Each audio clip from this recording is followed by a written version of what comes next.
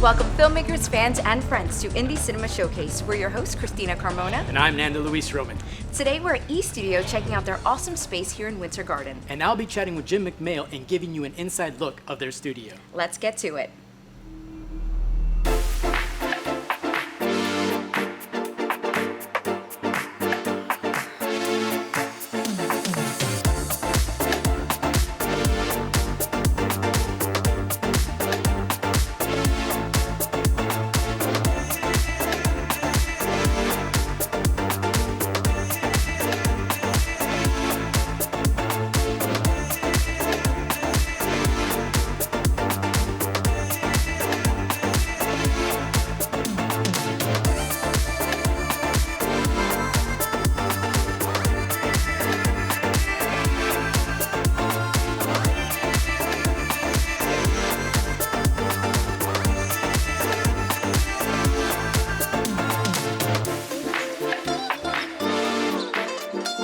Hey guys, I'm here at eStudios with Jim McMail.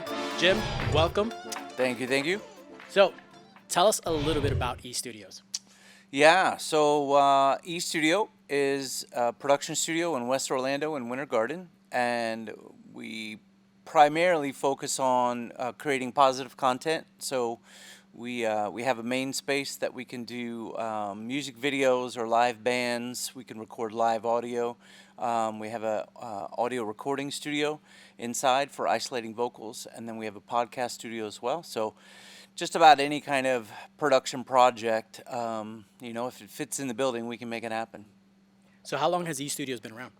The studio's been here about 6 years, but we've really started doing a tremendous amount of more work during the pandemic, strangely. So in the last year, little over a year, we've been nonstop.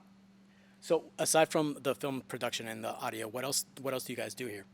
Yeah, so it fluctuates. It's interesting because people ask, well, what do you do here? And it's hard to really nail down. We're not just audio recording or not just this or that, but we have a really diverse group. Like we had a book release party here last week. We have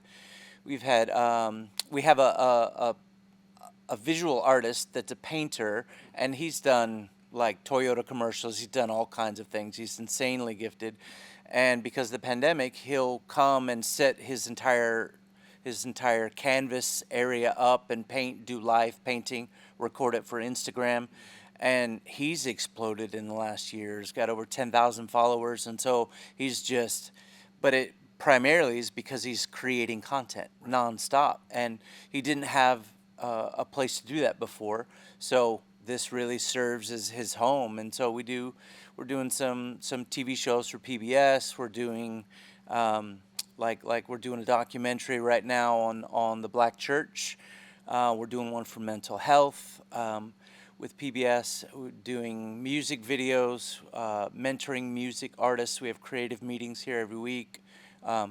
Just kind of all over the place, but I love it. Right. I love it, yeah. So what made you choose this location in particular for the studio? Well, I've always kind of been a West Side. I don't want to throw up any gang signs, just because we're on TV. But I've always been kind of on this side of town, so I'm not really an East Side kind of guy. And for some reason, the owner of the studio and myself, we've just walked together for years and years, and casting vision, and it's like, okay, we're just gonna do this thing. And he really is kind of like the Noah that built the ark kind of thing. Obviously not that dramatic, but he just did it because he felt called to do it. And then the seasons changed and pandemic, and I shut my studio downtown and moved into here. And he's like, do whatever you were doing down there, do it here, and it's just taken off. It's amazing. Now, what's your vision for eStudios? What do you plan to wanting to do with it in the future?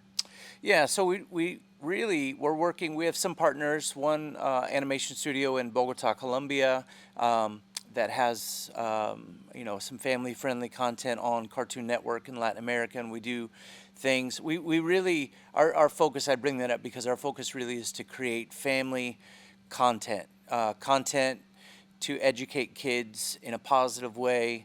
Not a preachy way, but just an educational, wholesome way, if that makes sense. So, and you know, obviously music videos and different things as well, but our driving force is to really mentor kids. We actually just were awarded a grant from Orange County to mentor troubled youth.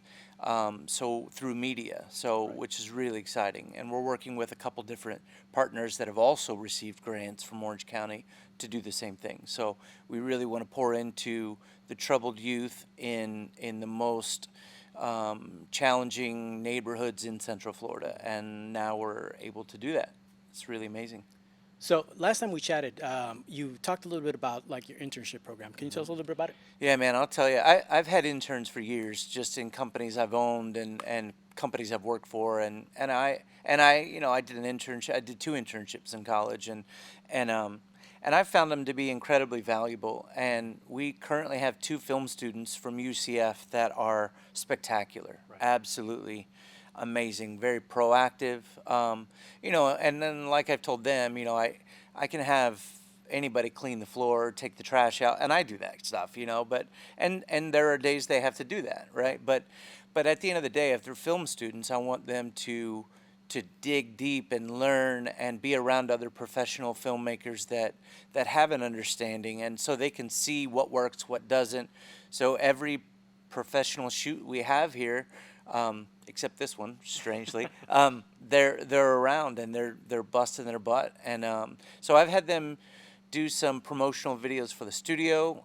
They just finished editing, uploaded them just yesterday for our website. Interviews, you know, so I direct them and help them understand lighting and you know, how to interact and slate and different things that they, you know, that they kind of know.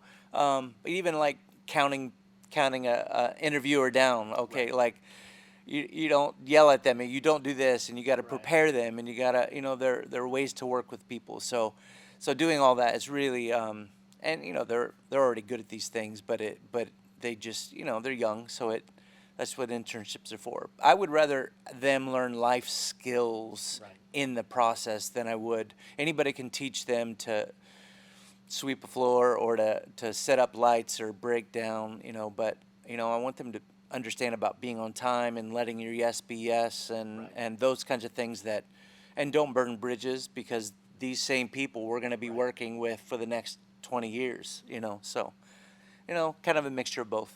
Yeah. Actually, that's something that's very important, because, you know, you can learn a lot from going to film schools and things like that, but you really truly learn when you're actually on set on a production. Oh yeah. And like you said, little things like being on time, you know, knowing when to do the right things is very important. So I think it's very cool that you actually have this kind of program going to give that experience for young filmmakers who are out there trying to learn the business. So if a company wants to get in contact with you to try and set something up, so what's kind of the process of working with these studios? Yeah, so we just kind of rebooting our website, and it's actually live now, but we're making small tweaks to it. Hired an amazing company out of Orlando to rebuild our website and to do social media marketing. So we're putting everything together, social media graphics and videos, interviews, all these things together to kind of push out at one time. Which is going to be next week. It's live now, but we're just working on strategy right now. But so the website is estudiomediawg.com, estudiomediawg.com.